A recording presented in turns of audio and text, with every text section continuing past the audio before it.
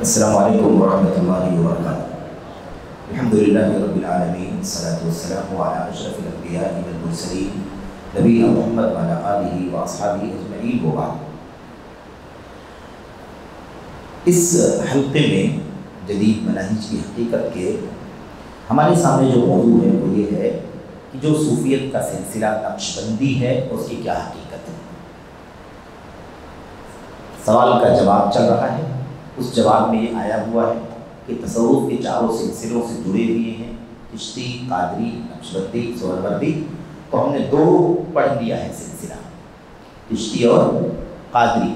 اب ہمارے سامنے نقشبندی ہے اور پھر اس کے بعد سہروردی نہیں، ابھی باقی ہے، نقشبندی ہے اس کے بعد قادری۔ ہم نے ایک پڑھا ہے، چشتی پڑھا ہے اور اس کی حقیقت کیا ہے وہ ہم نے پڑھا ہے۔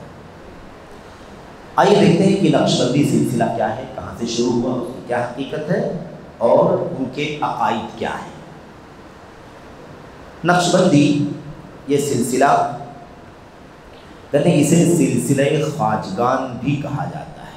یہ سلسلہ بہت اہم مانا جاتا ہے، صوفیت کا یہ سلسلہ بڑا اہم مانا جاتا ہے، خواجاؤں کا سلسلہ ہے۔ یعنی کیا مطلب، بہت سارے لوگ ہیں۔ خواجہ کا جو لفظ ہے وہ آپ یوں سمجھیں کہ ادب کا، احترام کا، بزرگی کا ایک لقب مانا جاتا ہے صوفیوں کے یہاں۔ کہتے ہیں اسے سلسلہ خواجگان، یعنی بہت سارے بڑے مقام کے مالک، بہت بڑی بڑی ہستیاں اس سلسلے کے اندر موجود ہیں۔ یہ فرقہ، اب یہ نقشبندی کی بات چل رہی ہے، یہ فرقہ بہاء الدین محمد بن محمد بخاری معروف بادشاہ نقشبند کی طرف منسوب ہے۔ نقشبندی سلسلہ کس کی طرف منسوب ہے؟ ان کی طرف۔ یہ ہے بہاء الدین محمد بن محمد بخاری، اس شخص کی طرف یہ سلسلہ منسوب ہے، نقشبند کی طرف۔ اور نقشبند کیوں کہا جاتا ہے اس کی وجہ آگے آ رہی ہے۔ نقشبند جو ہے نا، اس کا پس منظر بھی بیان کیا جا رہا ہے۔ یہی شخص بہاء الدین اس فرقے کا مؤسس ہے، اس کا بانی ہے، فاؤنڈر ہے۔ اس کی پیدائش بخارا کے قریب ایک گاؤں میں 618 ہجری میں ہوئی۔ 618 ہجری میں اس کی پیدائش ہوئی اور 791 ہجری میں اس کی وفات ہوئی۔ یہ وہی بات اس شخص کے بارے میں۔ نقشبند کی وجہ تلقیب، یعنی خواجہ بہاء الدین کو نقشبند کیوں کہا جاتا ہے، نقشبند کیوں کہا جاتا ہے، اس کے بارے میں بعض لوگوں کا کہنا یہ ہے کہ ذکر الہی کی وجہ سے لفظ اللہ ان کے دل پر نقش ہو گیا تھا۔ یہی وہ مصیبت ہے جو اہل سنت والجماعت جو صحیح معنوں میں ہے انہیں ہضم نہیں ہوتی۔ اب سوال یہ پیدا ہوتا ہے کہ دل پر اگر نقش ہو گیا تھا اللہ، تو کس نے دیکھا؟ یہ نظریاتی اوہام، خیالات، یہ کون سا عقیدہ ہے میرے بھائیوں؟ اس طرح کی چیزوں کے لیے کتاب و سنت کے حوالے چاہیے، ہم یقین کر لیں گے۔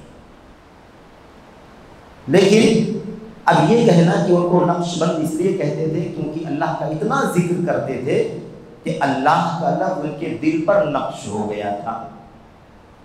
سوال یہ پیدا ہوتا ہے کہ اگر ذکر الہی کی کثرت کی وجہ سے نقشبند ہو گیا تھا تو ان سے پہلے کتنے بڑے بڑے اللہ کے ذکر کرنے والے گزرے ہیں؟ والذاکرین اللہ کثیرا والذاکرات اعد اللہ لهم مغفرۃ واجرا عظیما، ہے کہ نہیں؟ تو کیا ایسی کوئی چیز ہمیں ملتی کتاب و سنت میں کہ فلاں اتنے ذکر کرنے والے تھے کہ ان کے دل پر اللہ کا لفظ نقش ہو گیا؟ ایسی کوئی چیز آئی ہے کہیں؟ نہیں آئی۔ اب یہ مثال کے طور پر 7ویں صدی ہجری کے یہ مطلب بہاء الدین ہیں، یہ اتنے اللہ کے ذکر کرنے والے تھے کہ ان کے دل پر اللہ کا لفظ نقش ہو گیا تھا۔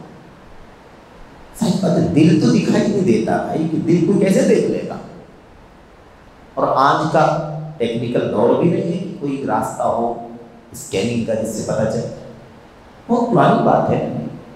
تو یہ سب وہ چیزیں ہیں جس کا تعلق صوفیت سے۔ صوفیت اوہام، خیالات، نظریات، اسی چیز کا نام ہے۔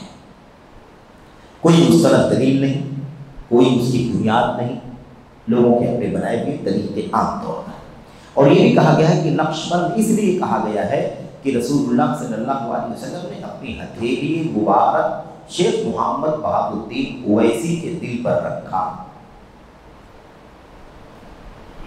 اب یہی مسئلہ ہے، اللہ کے نبی صلی اللہ علیہ وسلم کی تو وفات ہو چکی بہت پہلے، اور یہ 791 وفات پائے، تو 7ویں صدی ہجری میں اللہ کے نبی صلی اللہ علیہ وسلم نے ان کے دل پر اپنی مبارک ہتھیلی کو رکھا، اس کی کیا دلیل ہے؟ اب ہم سوال کرتے ہیں، بہت جرأت کر رہے ہیں میرے بھائیو، یہ سب صوفیت میں نہیں چلتا، صوفیت میں سوال کرنا حرام، سوال کرنا صوفیت میں حرام منع ہے بالکل، ورنہ اگر آپ نے سوال کیا تو آپ مرید باقی نہیں بچیں گے، وہ آپ کا شیخ باقی نہیں بچے گا، یہ شرط ہوتی ہے اس کے اندر کہ آپ کیوں کا سوال نہیں کر سکتے، بس جو جیسے کہا جا رہا ہے ویسے ہی۔ تبھی تو چشتی رسول اللہ کا کلمہ پڑھوا کر کے کنفرم کیا کہ پکا مرید بنے گا، یہ خلاف ورزی ہماری باتوں کی نہیں کرے گا، یہی ثابت کیا نا، وضاحت سے لکھا۔ کیا کہا جناب؟ بہاء الدین کے سینے پر کے دل پر ہتھیلی اللہ کے نبی نے رکھی تو اس پر آپ صلی اللہ علیہ وسلم کی ہتھیلی کا عکس اتر گیا۔ اب لوگوں نے اس کو عقیدہ بنا لیا ہے، اس کی کوئی دلیل نہیں، کوئی حوالہ نہیں، اور ان تمام چیزوں کا کوئی اعتبار نہیں، اس کا کوئی اعتبار نہیں۔ اللہ کے نبی صلی اللہ علیہ وسلم کے بارے میں لوگ قربت حاصل کرنے کے لیے، جو مقام بڑھانے کے لیے بہت ساری باتیں کہہ دیتے ہیں، بیان کر لیتے ہیں، یہ سب بے سر پیر کی باتیں ہیں، بے اصل ہیں، باطل، اس کا کوئی اعتبار نہیں کرے گا۔ خیر، کتاب کا حوالہ لکھا ہوا کہ کہاں سے یہ بات لی گئی ہے۔ قبر پرستوں نے اس شخص کی شان میں، کس شخص کی شان میں؟ یہ بہاء الدین نقشبند، اس شخص کی شان میں اس حد تک غلو کیا کہ اسے ربوبیت و الوہیت کے مقام پر فائز کر دیا۔ معمولی شخصیت نہیں۔ اب تو جو ہم نے پڑھا ابھی کہ اللہ کا ذکر کرتے کرتے اللہ کا نام نقش ہو گیا، یا اللہ کے نبی نے ہتھیلی سینے پر دل پر رکھی تو اللہ کے نبی کی ہتھیلی چھپ گئی، یہ تو کچھ بھی نہیں، الوہیت اور ربوبیت کے مقام تک پہنچایا ہوا ہے لوگوں۔ تو ہتھیلی اور اللہ کے نام کی چھاپ سے تو بہت آگے، یہ ان کے بارے میں عقیدہ ہے۔ اسی طرح اس کی قبر کو بھی بت بنا دیا، اس کی قبر کو بھی بت بنا دیا، یعنی کیا مطلب؟ جیسے بتوں کی بت پرستی شروع کرتے ہیں، ایسے ہی اس شخص کی قبر پر بھی لوگ جا کر کے عبادت کے سارے کام کرتے ہیں، جس کی اللہ کے سوا پوجا کی جائے، اس کی قبر کو بت بنا دیا جس کے اللہ کے سوا پوجا کی جائے۔ چنانچہ ان کا عقیدہ ہے کہ وہ شخص، یعنی یہی بہاء الدین، اس کائنات میں جہاں چاہتے ہیں تصرف کرتے ہیں، جہاں چاہتے ہیں تصرف کرتے ہیں۔ اپنی زندگی پر اگر آدمی تصرف کر لے جائے کہ موت نہ آئے اس کی، تو میں سمجھتا ہوں کہ اس سے بڑی دلیل اور کوئی شاید نہیں مانگے گا کہ آپ کو اتنا پاور ہے کہ آپ اپنے آپ کو موت سے بچا سکتے ہیں۔ لیکن جتنے لوگوں کے بارے میں نام لیا جاتا ہے کہ تصرف کرتے تھے دنیا میں، کائنات میں، ہے نا، اپنے مریدوں کے بارے میں، زمین کو، آسمان کو، فتنوں کو، اتنے سال پرانی کشتیوں کو سمندر سے نکالنا، بچانا وغیرہ، سوال یہی پیدا ہوتا ہے کہ موت کے گھاٹ کیوں اتر گئے، وہ اپنی موت کیوں نہیں روک سکے؟ پوری کائنات میں تصرف کر سکتے ہیں تو اپنی ذات کو تو کم سے کم سیف کر لیتے، موت کیوں آ گئی ان کی؟ نہیں مرنا تھا۔ میرے بھائی مخلوق ہیں، غلام ہیں، محتاج ہیں، بندے ہیں، یہ ساری باتیں جھوٹ ہیں جو اللہ تبارک و تعالیٰ کی شان میں گستاخی کی سب سے بڑی بات ہے۔ کیا کہا؟ ان کا عقیدہ ہے کہ اس کائنات میں جہاں چاہتے تصرف کرتے ہیں، عطا اور منع کرتے ہیں، یعنی دیتے ہیں جس کو چاہتے ہیں اور نہیں چاہتے ہیں جس کو نہیں چاہتے۔ یہ اللہ کی شان ہے کہ نہیں؟ اللہ جس کو چاہتا دیتا ہے، جس کو نہیں چاہتا نہیں دیتا، لیکن دینے نہ دینے کا اختیار اس کو دے دیا اس کے ماننے والوں نے۔ یہ بہاء الدین نقشبندی اس کو چاہے گا دے گا، جس کو چاہے گا نہیں دے گا۔ نقصان اور نفع پہنچاتے ہیں، جس کو چاہے نقصان پہنچائے، جس کو چاہے نفع پہنچائے۔ سنتے ہیں، دیکھتے ہیں، ہم لوگ بھی سنتے دیکھتے ہیں، لیکن سننا دیکھنا کیا مطلب؟ وہ چیزیں سنتے اور دیکھتے ہیں جو عام آدمی نہیں سن سکتا ہے، نہیں دیکھ سکتا ہے، یعنی ماورا طاقت ہے ان کے پاس۔ جیسے اللہ تبارک و تعالیٰ ساری کائنات کو سنتا ہے، ساری کائنات کو دیکھتا ہے، اس طرح کی طاقت، جانتے ہیں اور سفارش کرتے ہیں، جہاں بھی جو بھی ان کا مرید ہے اس کو وہ جانتے ہیں اور اس کے بارے میں سفارش کرتے ہیں۔ تو اللہ تبارک و تعالیٰ سفارش کرتا ہے کہ اللہ تعالیٰ خود معاف کرتا ہے، سفارش کی جاتی ہے اللہ تبارک و تعالیٰ سے، اللہ سفارش نہیں کرتا، اللہ کو کسی سفارش کرنی، ربوبیت کا مقام دے رکھا ہے۔ اور کیا کہا؟ اسی طرح الٹتے پلٹتے اور دفاع کرتے، یعنی کیا مطلب؟ زمین کے اندر، آسمان کے اندر، مخلوقات کے اندر بہت کچھ ادھر سے ادھر، ادھر سے ادھر کرتے ہیں، طاقت ہے، پاور، یہ ثابت کرنا چاہتے ہیں۔ نیز اسے غوث اعظم، ہاں عبد القادر جیلانی کو نہیں غوث اعظم بولتے، غوث اعظم اس کو بھی بولتے ہیں، غوث اعظم کہتے ہیں غوث خلائق، ساری مخلوقات کے مددگار، کتنے بڑے بڑے القاب، اس سارے القاب کفریہ ٹائپ کے الفاظ ہیں، یہ نام اللہ کے سوا کسی کو زیب نہیں دیتا، غوث خلائق رب ذوالجلال کے سوا کوئی ہو ہی نہیں سکتا۔ ایسے ہی کتب حقیقت، کتب کے بارے میں نے کہا تھا کہ کتب غوث ابدال کے بارے میں کبھی گفتگو کریں گے انشاءاللہ، یہ صوفیوں کے مقامات ہیں، مناسب کچھ ہے نا، کتب حقیقت ان کو کہا جاتا ہے۔ غوث الورا سبحانی، ورا مخلوقات کو کہتے ہیں، غوث الورا ساری مخلوقات کو مدد کرنے والے، ان کو ان کی فریاد سننے والے، ان سب القاب سے پکارتے ہیں۔ ان کا عقیدہ ہے کہ وہ مارتے ہیں، جلاتے ہیں، اس کے ماننے والے صوفیوں کا عقیدہ ہے کہ بہاؤدین مارتے ہیں اور جلاتے ہیں، استغفر اللہ، وہ چاہیں تو پہاڑ کو سونا بنا دیں، ہے کہ چاہ لیتے، بہت سارے مسائل حل ہو جاتے۔ تو اصل میں مسئلہ یہی میرے بھائی کہ اس کی حقیقت نہیں ہوتی ہے، صرف اور صرف یہ مقام بڑھا کر کے تاکہ عوام کے بیچ میں ہے نا، لوگوں کے بیچ ان کا منصب واضح کیا جائے کہ لوگ سے جڑیں، کہ شیطان کی چال ہے، اللہ سے دور کر کے اللہ کے بندوں سے جی ہاں مانگنے والا بناتا ہے۔ چاہے تو پہاڑ کو سونا بنا دیں، اگر وہ اپنی آستین ہلا دیں تو اہل بخارا کے چھوٹے بڑے تمام باسیوں میں افراتفری پھیل جائے گی۔ یہی سوال پیدا ہوتا ہے، اتنی طاقت والا، اتنے اختیارات والا موت کے گھاٹ کیوں اتر گیا ہے؟ کہ کسی سے بھی پوچھو، کوئی مرنا چاہے گا؟ لوگ مرنا نہیں چاہتے، لوگ عیش آرام سکون کی زندگی گزارنا چاہتے ہیں، دولت کی فراوانی ہو، منصب ہو، ہے کہ اسباب زندگی ہو، سامان عیش ہو، آدمی اتنا زندگی گزارے، ہر آدمی چاہتا ہے۔ تو لوگ مر رہے ہیں، ان کو مرنے سے روک لیتے، خود اپنے آپ کو موت سے روک لیتے، یہ چیز ہے۔ لیکن یہ چیزیں ہم نے کہا بار بار، یہ ہم آپ سوال کر سکتے ہیں، صوفیت سے جڑا ہوا، سلسلے سے جڑا ہوا کبھی اس طرح کا سوال نہیں کر سکتا ہے، اس کے یہاں بہت بڑا عیب ہے، بہت بڑا جرم ہے کہ اس طرح کی باتیں کی جائیں۔ تو بہرحال اگر اپنی آستین ہلا دیں تو اہل بخارا کے چھوٹے بڑے تمام باسیوں میں افراتفری پھیل جائے گی اور سب اپنی دکان اور مکان چھوڑ کر بھاگ کھڑے ہوں گے، اتنا زیادہ۔ سلسلے نقشبندیہ مجددیہ کے ایک امام شیخ احمد سرہندی، ان کے بارے میں انشاءاللہ بات کریں کسی موقع پر۔ ان کو مجدد الف ثانی کہتے ہیں، مجدد الف ثانی شیخ احمد سرہندی 1032 وفات ہوئی۔ 1034 مطلب 1034 والے سال وفات ہوئی ہے ان کی، تو 1000 پورا ہو گیا تو اس کے بعد وفات ہوئی ہے، تو ان کو 1000 سال کا مجدد کہتے ہیں، سمجھ رہے ہیں نا، مجدد الف ثانی یعنی دوسرے والے ہزار کے مجدد، کیونکہ یہاں پر وہ ان کی زندگی ختم ہو رہی ہے اور انہوں نے نئے تجدیدی کارنامے انجام دیے، جس کی وجہ سے دوسرا والا جو ہزار ہے وہ دین، ایمان، عقیدہ، اخلاق، عبادات، اچھائیوں کے ساتھ گزرا، یہ کہنا چاہتے ہیں، ان کا لقب بیان کیا جاتا ہے۔ آئے گی بات شیخ احمد سرہندی کے بارے میں کہ شیخ احمد سرہندی کے عقائد کیا ہیں، اور کچھ اندازہ ابھی لگ جائے گا، ان کے عقیدے کے بارے میں کچھ معلومات ابھی آپ کو ہو جائے گی۔ شیخ احمد سرہندی دیکھیے، ان کو مجدد الف ثانی کہتے ہیں، اسی لیے یہ بات کہنی پڑتی ہے کہ میرے بھائی یہ تجدید نہیں چاہیے، تجدید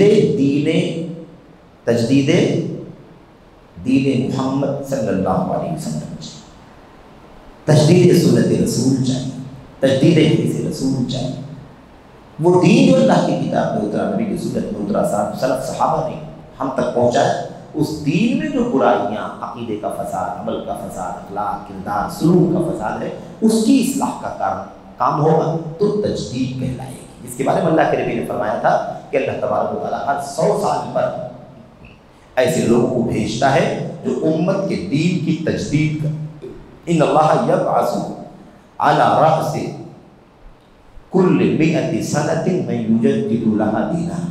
ابو داؤد وغیرہ کی صحیح روایت میں اللہ کے نبی نے فرمایا کہ ہر 100 سال پر ایک شخص کو اللہ تعالیٰ ایسا پیدا کرتا ہے جو امت کے دین کی تجدید کرتا ہے، رینیو کرتا ہے۔ یعنی کیا مطلب؟ بہت سارے عقائد میں گڑبڑیاں چل رہی ہیں، ماحول خراب ہو چکا ہے، عمل، تو الحمدللہ وہ اس کو رینیو کرتا ہے، پھر سے لوگ صحیح عقیدے پر، صحیح عمل پر، صحیح اخلاق پر آتے ہیں۔ یہاں دیکھیے شیخ نقشبند کی شان، بلکہ خود اپنی بھی شان بیان کرتے ہوئے لکھتے ہیں۔ کون؟ احمد سرہندی، مجدد الفسان، کہتے ہیں شاہ نقشبند زیادہ تر مجھے عرش مجید کے اوپر لے کر چڑھتے تھے۔ تو سمجھ میں کیا سن رہے ہیں آپ لوگ، کیا پڑھ رہے ہیں؟ آپ بتائیے، مجدد الفسانی کہا جاتا ہے، دوسرے ہزار کے مجدد۔ اگر تجدید کیا ہے انہوں نے تو یہی سب عقیدے تو لائے ہوں گے، یہی تجدید کیا ہے، تجدید یہی کیا، یہی سب عقیدے کی دنیا کے اندر انہوں نے پھیلائی ہوگی۔ جو عقیدہ ہے، جو لکھا ہے، جو بولا، وہی تو پھیلایا ہوگا، اور کیا پھیلایا ہوگا۔ اور عقیدے یہ ہیں، معلوم ہو ان کی اپنی بات ہے۔ شاہ نقشبند کیا کرتے؟ زیادہ تر، بائی چانس نہیں، زیادہ تر، اس کا مطلب عرش جب اللہ کا رب مانا گیا نا، اس سے پہلے الوہیت ربوبیت کا مقام ان کو دیا گیا، تو عرش تو انہی کا تھا، جاتے آتے رہتے تھے۔ اس کا مطلب مجھے زیادہ تر عرش مجید کے اوپر لے کر چڑھتے تھے۔ اس سے یہ ثابت بھی ہوتا ہے کہ کوئی اور دوسرا عرش نہیں تھا دنیا کا، زمین کا، چڑھنے کی بات تھی۔ آسمان پر ہے نا وہ ذو العرش مجید، ذو العرش مجید، اللہ تبارک و تعالیٰ عرش مجید والا ہے، بزرگ ہے، اور کیا ہے؟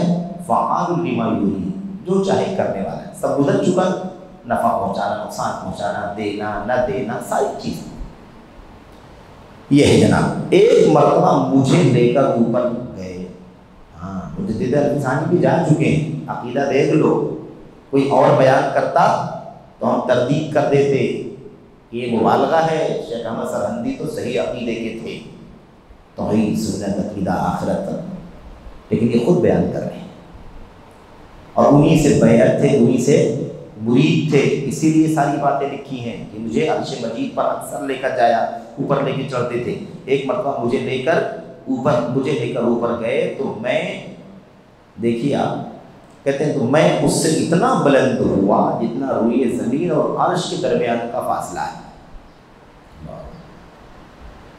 روئے زمین اور عرش کے درمیان کا فاصلہ کتنا ہے اللہ کے سوا کوئی جانتا ہے؟ یہ ساری چیز میرے بھائی، اگر آدمی مثال کے طور پر 2 کلومیٹر کی اونچائی پر چلا جائے تو میں سمجھتا ہوں کہ اٹیک بھی آ سکتا ہے، اس برداشت نہیں کر پاتا ہے آدمی اتنی اونچائی۔ آپ مجھے کہا جا رہا ہے کہ میں اتنا بلند ہوا جتنا زمین اور عرش کے بیچ کا فاصلہ ہے، تو میں نے، یہ دیکھیے پورا واقعہ، آپ تعجب نہ کریں، یہ ہوا ہوگا، لیکن بتاتا ہوں کہ کیسے ہوا ہوگا، اس میں شک کی بات نہیں ہے، بلا شبہ یہ ہوا ہوگا۔ تو میں نے وہاں شاہ نقشبند کو دیکھا، آیا کچھ سمجھ میں؟ پھر سے پڑھیے بھائی، شاہ نقشبند کہاں گیا؟ عرش کے درمیان کا فاصلہ ہے، مجھے اتنے اوپر لے کر کے گئے، ایک مرتبہ مجھے لے کر اوپر گئے تو میں اس سے اتنا بلند ہوا جتنا روئے زمین اور عرش کے درمیان کا فاصلہ ہے، تو میں نے وہاں شاہ نقشبند کو دیکھا۔ لے کون جا رہا تھا؟ شاہ نقشبند لے کے جا رہے ہیں، اور پہنچے تو کس کو دیکھا؟ شاہ نقشبند کو دیکھا۔ کچھ سمجھ میں نہیں آئے گا ہم لوگوں کو، ہماری سمجھ میں نہیں آئے گا۔ جس کا عقیدہ ہے تو عقیدت ہے، عقیدہ نہیں ہے صرف عقیدت۔ آنکھیں میرے بھائیوں ایسے پھٹی کی پھٹی رہ جاتی ہیں، لیکن یقین کرتے ہیں، دل میں بیٹھے نہ بیٹھے لیکن یقین کرتے ہیں، مانتے ہیں، کیونکہ وہ عقیدت میں اندھے ہو جاتے ہیں۔ یہ مسئلہ ہے پیشیدہ۔ اب آپ سوچئے کہ شیخ احمد سرہندی کا عقیدہ کیا ہے؟ اچھا ہوا کیا ہے کہ سارا کام شیطانی ہے، یا تو یہ باتیں جھوٹی ہیں، ہم جھوٹی کہہ دیں گے تو لوگ ناراض ہو جائیں، مان لیتے ہیں ایسا ہوا ہوگا، انہوں نے فیل کیا ہوگا، دیکھا ہو گیا ہے نا، لیکن یہ کام کس کا ہے؟ سب شیطان کا ہے۔ اس میں کوئی شک نہیں ہے، ایک ادنا شک نہیں ہے کہ یہ بات ممکن نہیں ہے کسی بھی طرح سے، کتاب و سنت کی کوئی دلیل اس کا ساتھ نہیں دیتی، حقیقت سے اس کا کوئی لینا دینا نہیں میرے بھائی، یا تو جھوٹ ہے اور یا تو اگر ایسا ہوا ہے تو شیطانی کام ہے، شیطان چکر لگوایا ہوگا، گھمایا پھرایا ہوگا، اور موقع نہیں ہے ورنہ میں آپ کے سامنے حاجی خلیفہ وغیرہ کی کتاب سے کچھ حوالے پیش کرتا کہ بڑی بڑی شخصیتوں کو شیطان نے ورگلانے کی کوشش کی، اور اگر سلسلے میں پڑھنا چاہیں شیطان کیسے ورگلاتا ہے، بہکاتا ہے، خاص طور پر عبادت گزاروں کو، دینداروں کو، نیک لوگوں کو، تو اس کے لیے تلبیس ابلیس پڑھیں ابن الجوزی کی، اس کے اندر بہت سارے واقعات آپ کو ملیں گے، ہر طبقے کے لوگوں کو کیسے وہ گمراہ کرتا ہے، علماء کو، طلباء کو، عبادت گزاروں کو، تاجروں کو، مثال کے طور پر ہر طبقے کے لوگ، وہ ساری باتیں اس کے اندر آپ کو ملیں گی۔ دیکھا آپ نے؟ تو شیخ احمد سرہندی نے بات کی، نقشبندیوں نے اپنے امام شاہ نقشبند کے بارے میں عجیب و غریب قسم کے کشف و کرامات اور غیب دانی کی باتیں لکھی ہیں۔ شروع میں بڑی بڑی بات ہو گئی، ان کو الوہیت ربوبیت کے مقام تک پہنچاتے، تو پھر کیا باقی بچے گا؟ جو چاہے کہہ سکتے ہیں۔ یہ آگے خیر فرقہ صوفیہ نقشبندیہ نے اپنے امام شاہ نقشبند کے بارے میں ذکر کیا ہے کہ انہوں نے سوا سے تعلق رکھنا سالک کے لیے بہت بڑی، انہوں نے کہا ہے کہ سوا سے تعلق رکھنا سالک کے لیے بہت بڑی رکاوٹ ہے۔ سب الفاظ صوفیت کے، سالک ایک لقب ہے، سالک صوفیت کے راستے پر چلنے والے کو بولتے ہیں، طریقت پر چلنے والا، شریعت پر چلنے والا نہیں، طریقت پر چلنے والا، کیونکہ شریعت انہوں نے بانٹ دیا ہے، طریقت بانٹنے کا، طریقت یہ خواص کا راستہ ہے، شریعت یہ عوام کا راستہ ہے، اس طرح سے انہوں نے بانٹ دیا ہے۔ خیر اس کے بعد کیا لکھیں، اس کا عربی میں شعر ہے، اس کا معنی کیا ہے؟ اس کا معنی کیا ہوا؟ سوا سے تعلق رکھنا سالک کے لیے بہت بڑی رکاوٹ ہے، یعنی کیا مطلب؟ یہ جو تصوف کے سلسلے ہیں نا، جس میں آدمی بہت اونچے مقام تک پہنچ جاتا ہے، اگر سوا سے تعلق رکھے گا، سوا یعنی اللہ کے سوا سے، صرف اللہ، اللہ کے سوا کسی سے تعلق نہیں رکھنا ہے، اگر ماں سوا سے تعلق رکھے گا تو جس منصب پر وہ پہنچنا چاہتا ہے مقام پر، اس کے راستے میں بہت بڑی رکاوٹ بن جائے گی۔ لیکن یہ اللہ تک پہنچنے کا جو ان کا طریقہ ہے، جو راستہ ہے، وہ سراسر کتاب و سنت کے دین کے خلاف ہے۔ ہم اللہ سے قریب ہونا چاہتے ہیں تو کیا راستہ ہمارے لیے؟ اللہ کی خالص توحید، نبی کی سچی سنت، نیکی، تقوی، طہارت، انابت، رجوع، توبہ، استغفار، اخلاص۔ جتنا آدمی اللہ کے دین سے قریب ہوگا اتنا اللہ سے قریب، جتنا اللہ سے دین سے دور ہوگا اتنا اللہ سے دور ہوگا۔ یہی تو اصول ہے، اور کیا اصول ہے؟ اس کے علاوہ کوئی چیز نہیں میرے بھائی، کچھ بھی اس کے سے۔ لیکن اللہ تبارک و تعالیٰ کے سے قریب ہونے کے لیے اللہ سے قریب ہونے کا جو وسیلہ ہے وہ اللہ نے اتار دیا ہے۔ اللہ کی کتاب اتری ہے، اللہ کے نبی صلی اللہ علیہ وسلم بھیجے گئے، آپ کی باتیں ہیں، آپ کے فرمودات ہیں، اسی کو فالو کر کے بندہ اللہ سے قریب ہو سکتا ہے۔ اور کوئی سورس نہیں ہے، اور کوئی ذریعہ نہیں ہے، اور کوئی سبب نہیں جس کے ذریعے سے آدمی اللہ سے قریب ہو سکے۔ تو بہرحال نیچے کہتے ہیں سوا سے تعلق رکھنا بڑی سخت رکاوٹ ہے، اور اس سے چھٹکارا پا لینا پہنچنے کا آغاز ہے۔ سوا سے چھٹکارا حاصل کر لینا پہنچنے کا آغاز ہے، اور سوا سے تعلق رکھنا یہ بہت بڑی رکاوٹ ہے۔ لیکن اللہ کے سوا سے تعلق اور اللہ سے تعلق کا جو طریقہ ان کا ہے، اس کا کتاب و سنت سے کوئی تعلق نہیں۔ تو ان کے ایک مرید نے کہا، اس وقت میرے ذہن میں آیا کہ ایمان و اسلام سے تعلق رکھنا بھی ایسا ہی ہے۔ ہاں، رہے ہوں گے کچھ اہل سنت صحیح معنوں میں، اور ہر دور میں رہے، اللہ کے نبی نے فرمایا کہ ہر دور میں میری امت کا ایک طبقہ حق پر قائم رہے گا۔ اب وہی ہے کہ استقامت ملتی ہے یا نہیں ملتی ہے۔ استقامت مل جائے گی تو آدمی سلامت رہ جائے گا، ورنہ اپنے ایمان و عقیدے کا میرے بھائیوں سودا کر بیٹھے گا۔ ان کے ایک مرید نے کہا اس وقت میرے ذہن میں آیا کہ ایمان و اسلام سے تعلق رکھنا بھی ایک ہی ہے، ایسا ہی ہے۔ ایک بات سمجھ میں آ رہی ہوگی اس بات سے کہ اس کا مطلب یہ ہے نا کہ وہ بھی اس راستے کو ایمان و اسلام سے الگ راستہ سمجھتے تھے۔ صوفیت کا راستہ، پیری مریدی ہے نا، یہ راستہ اور اسلام اور ایمان کا راستہ الگ الگ سمجھتے تھے۔ تبھی تو کہا نا کہ ان کی بات سن کر کے مجھے میرے ذہن میں خیال آیا کہ ایمان اور اسلام سے تعلق رکھنا بھی ایسا ہی ہے کیا؟ ایمان سے بھی تعلق نہ رکھیں، اسلام سے بھی تعلق نہ رکھیں، کیونکہ یہ بھی ماں سوا ہے ان کے حساب سے، یہ بھی کیا ہے؟ ماں سوا ہے۔ تو شیخ نقشبند نے فوراً میری طرف متوجہ ہوئے اور مسکراتے ہوئے کہا کیا تم نے حلاج کی بات نہیں سنی؟ حلاج کون ہے؟ ایک بہت مشہور صوفی ہے اور ان سے بہت پرانا ہے، سمجھ لو، صوفی منصور حلاج، اور الحق کا نعرہ لگایا تھا، اس نے خود اپنے آپ کو اللہ کہا تھا، سمجھ رہے ہیں؟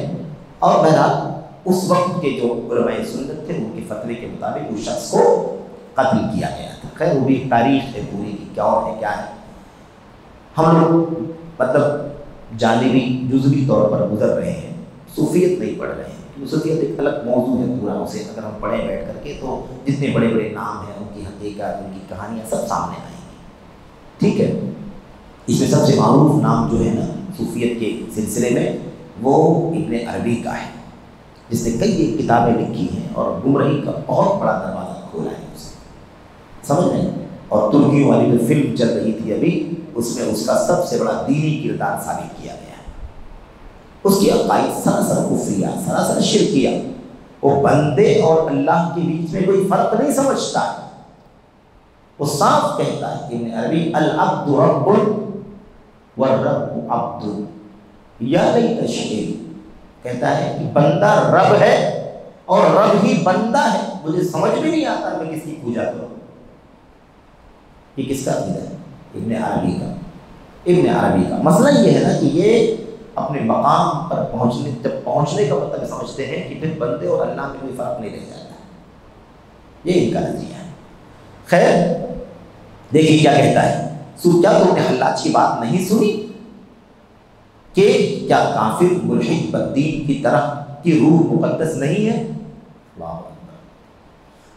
یعنی منصور حلاج نے بھی کہا تھا کہ کیا ملحد بدین کی روح مقدس نہیں ہے؟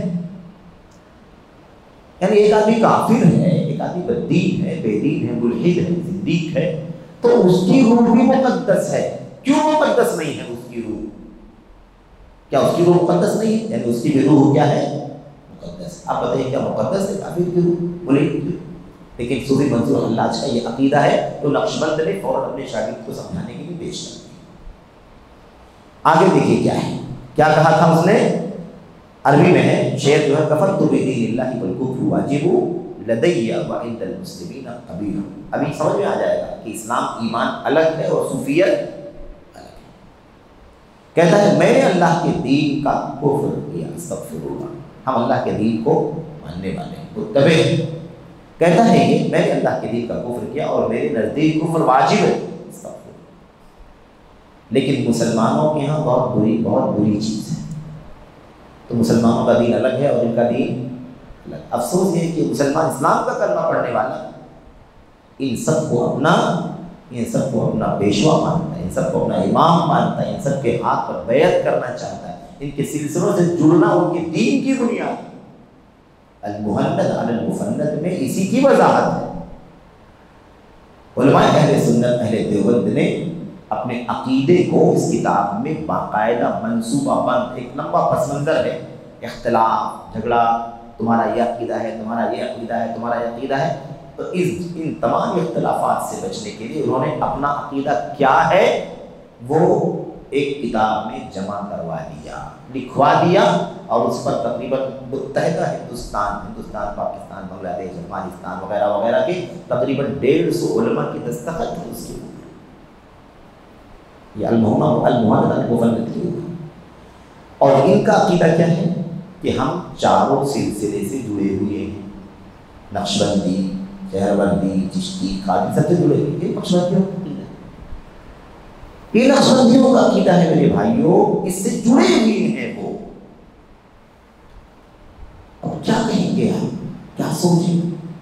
میرے بھائیوں، میں اپنے بھائیوں سے، سننے والوں سے، جماعت تبلیغ سے، دیوبند سے، اور جو اس طرح سے جو پورا ایک سلسلہ ہے تصوف کا وغیرہ، ان سب سے جو لوگ بھی وابستہ ہیں، جڑے، ان سے بڑے ہی اخلاص کے ساتھ، اللہیت کے ساتھ یہ اپیل اور درخواست کرتا ہوں، اللہ واسطے میرے بھائیوں ان باتوں کو عقیدت کے چشمے سے دور ہو کر کے پڑھو، کتاب و سنت کی دلیلوں کی روشنی میں ان کو پڑھو، تو تمہیں سمجھ میں آئے گا کہ اس کی کیا حقیقت ہے.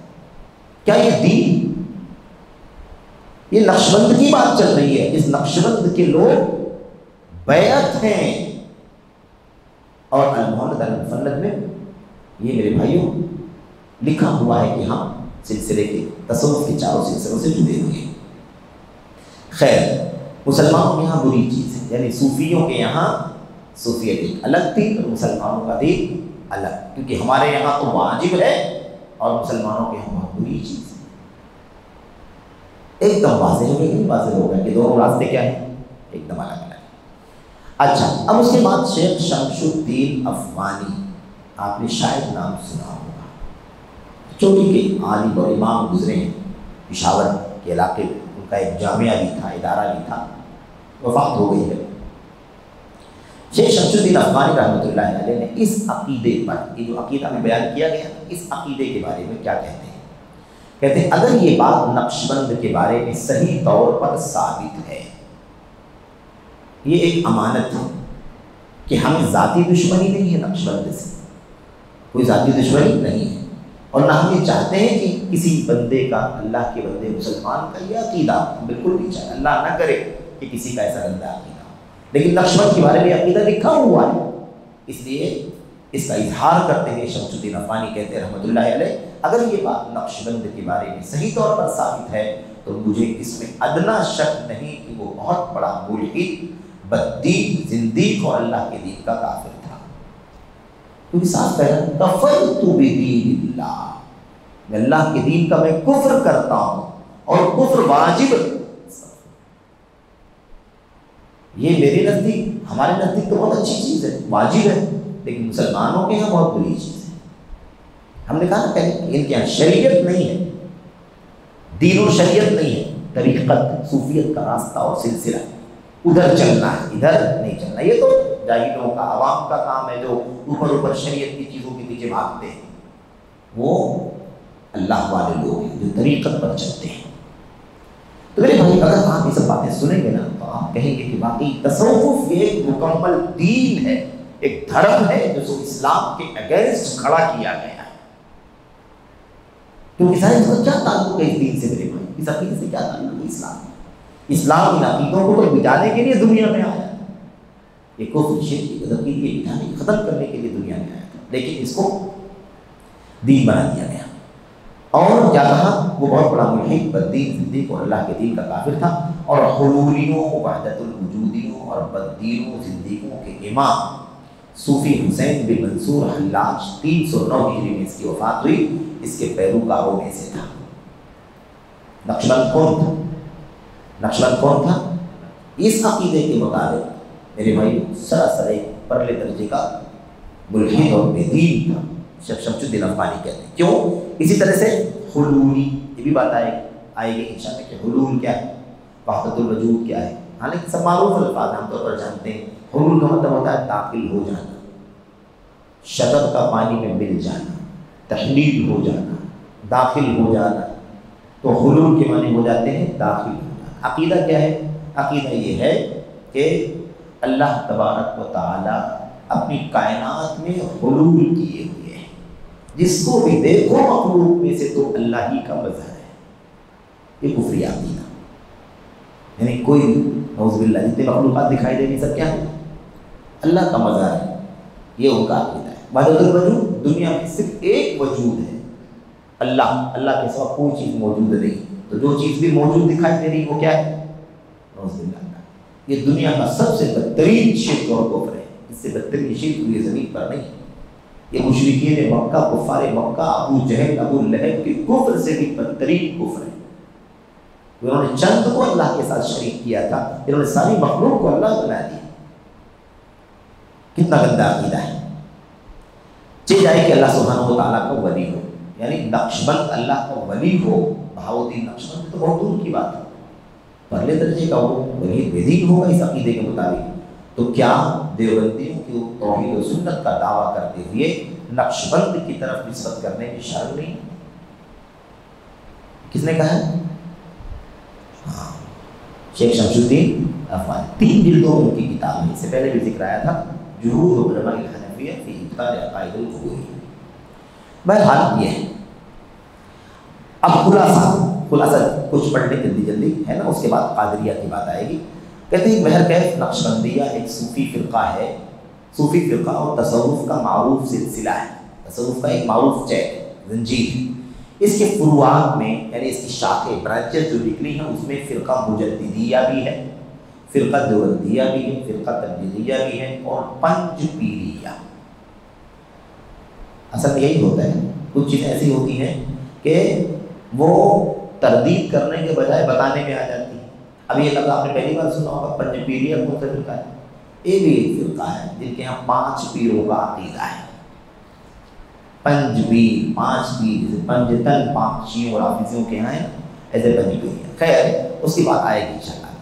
اس فرقے کے یہاں بہت سارے انحرافات ہیں، اس نقشبندیہ فرقے کے یہاں بہت سارے انحرافات ہیں۔ نمبر 1، دنیا میں اللہ کا دیدار ممکن ہے۔ نقشبند خود اللہ ہے تو دیدار بہت آسانی سے لوگ کر رہے ہیں۔ نقشبند کی بات کہا نا کہ اللہ ہے، وہ عرش پر جانا آنا، تو اب اصل اللہ تبارک و تعالیٰ رب حقیقی جو ہے اس کا دیدار تو یہاں ممکن، اس رب حقیقی کا دیدار تو ایمان والے قیامت کے دن کریں گے، دنیا میں دیدار ممکن نہیں۔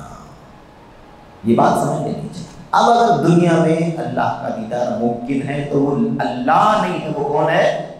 وہ غیر اللہ ہے، کیونکہ اللہ کا دیدار دنیا ممکن نہیں۔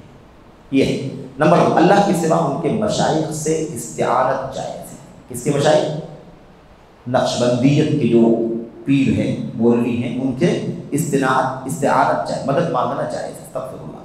نمبر 3، جہنم فنا ہو جائے گی۔ آخرت کا کتنا گندا عقیدہ ہے، جہنم فنا ہو جائے گی۔ جنت کو فنا نہیں کہا کیونکہ جنت میں تو رہنا ہے، جہنم فنا ہو جائے گی۔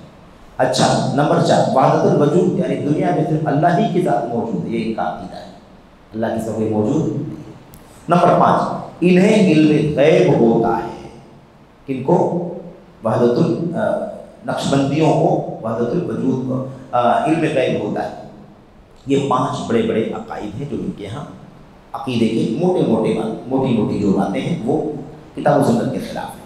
خیر آخر میں نقشبندیہ کے اصول زیادہ تر تفصیلات میں دیگر صوفی سلسلوں کے موافق ہیں، اور تو گزرا بقیہ 3 اس کے علاوہ جو 3 ہیں، مثلا بدعت و شرکیات ہے نا، سب کے یہاں پائی جاتی ہے، ان کے یہاں بھی پائی جاتی ہے۔ قبر پرستی ان کے یہاں پائی جاتی ہے، عقیدہ وحدت الوجود ان کے یہاں پایا جاتا ہے، اور ان کے مشائخ کا کائنات کے ذروں میں مطلق تصرف کرنا، یعنی بلا کسی قید ایک دم فل ہر تصرف کرنا وغیرہ، یہ سارے عقیدے، یہ ساری چیزیں سب کے یہاں پائی جاتی ہیں، نقشبندیہ کے یہاں بھی پائی جاتی ہیں۔ حتیٰ کہ بعض تو زندیقیت کی حد تک چلے گئے، یعنی بعض لوگ اسلام سے باہر نکل گئے۔ زندیق کس کو کہتے ہیں؟ دین اسلام سے برگشتہ ہو کر کے الگ ہو جانا۔ زندیق دوسرا نام ہے کافر کا، بے دین ہو جانا۔ اس سے معلوم ہوتا ہے کہ غالی صوفیوں کا ایک سلسلہ ہے، یعنی حد سے زیادہ ایکسٹریم صوفیوں کا ایک سلسلہ ہے، یہ نقشبندیہ کا سلسلہ، جو کتاب و سنت کے سراسر خلاف ہے، جبکہ اس کے پیروکار نقشبندیہ کے پیروکار اس بات پر مصر ہیں، بضد ہیں، یہ پوری طرح سنت پر مبنی ہے۔ کہ آج کے لوگ ہیں، آج کل لوگ جو اپنے آپ کو نقشبندی کہتے ہیں، ان کا نظریہ کیا ہے؟ پورے طور پر اہل سنت والجماعت ہے، سنت پر مبنی ہے۔ اہل سنت والجماعت سے ایک بالش بھی خارج نہیں ہے، یعنی ایک بالش کے برابر بھی اہل سنت سے دور نہیں۔ یہ ان کے آج کل کے جو پیروکار ہیں، ان کا یہ نظریہ ہے، کیونکہ ہے تو پرانے، ہے کہ نہیں، 791 میں وفات پائے، 7ویں صدی ہجری کے، 8ویں صدی ہجری کے، آج سے تقریباً میرے بچے 700 سال 800 سال گزر گئے میرے بھائی، پرانی بات ہے۔ تو بہرحال یہ مختصر طور پر چند باتیں تھیں فرقہ نقشبندیہ کے بارے میں، ان کے عقائد کے بارے میں۔ اب یہ دو سلسلے تو ہم لوگوں نے پڑھ لیے، ابھی آگے جو آ رہا ہے قادریہ اور سرحدیہ، اس میں قادریہ کے سلسلے میں کافی تفصیل ہے، کیونکہ عبدالقادر جیلانی سے ان کا تعلق ہے۔ عبدالقادر جیلانی کی شخصیت جو ہے نا وہ آئے گی تفصیل، تو اس کا خلاصہ یہ ہے کہ یہ شخصیت ایسی ہے جو میکسیمم اصولوں میں اہل سنت والجماعت کے قریب ہے۔ کچھ چیزیں ہیں، کچھ جزوی طور پر چند مسائل میں بلا شبہ مطلب انحراف ہے، لیکن مجموعی طور پر بالجملہ یہ اہل سنت والجماعت کے عقیدے پر قائم ہیں، صحابہ تابعین طبع تابعین کے ہی عقیدے پر قائم ہیں عمومی طور پر، لیکن چند چیزوں میں کچھ نہ کچھ ملاحظے کے اوپر بھی ہیں۔ تو ایک تو ہمیں یہ بھی پڑھنا ہے کہ ان کی اصل حقیقت کیا ہے، پھر دوسری بات لوگوں نے ان کو کیا سمجھ رکھا ہے، وہ ساری باتیں انشاءاللہ تبارک و تعالیٰ آئیں گی، اور پھر اس سلسلے کو جو بنایا گیا ہے قادریہ کا، اس سلسلے والوں کے آج عقائد کیا ہیں، یہ سب باتیں، اور پھر ان عقائد کی تردید کہ عقیدے کتاب و سنت کے خلاف کی باتیں کرنی ہے، تھوڑا لمبا ہے یہ، تو اللہ سے دعا کرتے ہیں کہ اللہ تبارک و تعالیٰ ہمیں اور آپ کو عقیدے کی، منہج کی بنیادی باتوں کو سمجھنے کی توفیق عطا فرمائے۔ پھر اس بات کی وضاحت کے ساتھ کہ اللہ واسطے سنجیدگی کے ساتھ اور بغیر تعصب کے ان باتوں کو سنیں، کتابوں کو کھولیں، عقیدت سے نہیں، کتابوں کو کھول کر کے آنکھوں سے دیکھیں اور پڑھیں، تاکہ پتہ چلے کہ یہ عقیدے کتاب و سنت کے خلاف ہے۔